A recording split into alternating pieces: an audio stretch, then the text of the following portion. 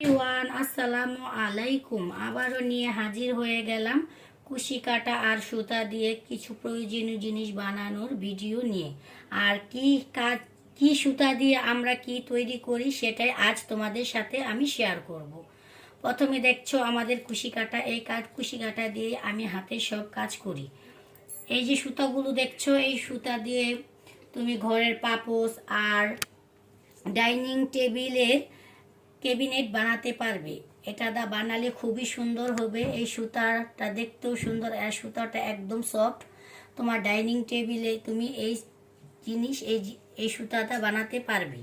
তারপর তোমাদের আরেকটি সুতা দেখাচ্ছি, সেটা হলো কট সুতা।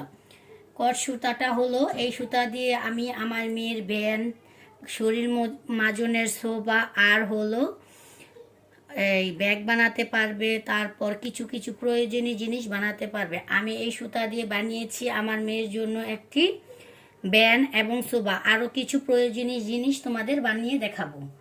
তারপর দেখাচ্ছি এই সুতাগুলোর কালার অনেকগুলো আছে, দেখতেই পাচ্ছ। এখানে আছে কমলা কালার, জলপাই কালার, তারপর বেগুনি কালার, সাদা, তারপর পাতা কালার, হলুদ, ব্লু, সব কালার সুতাই আছে। তারপরে আবার তোমাদের আমি আরও কিছু সুতা দেখাচ্ছি, সেটা হলো তোমরা যারা যারা তোমাদের মেয়েদের বা ছেলেদের গেঞ্জি বা বডি বানাতে চাও, ফুল বডি বা লং জামা বানাতে চাও, সেই সুতাগুলো দিয়ে তুমি কাজ করতে পারবে।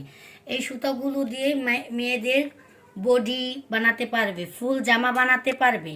তারপর বানাতে পারবে হলেও ছেলেদের গেঞ্জি।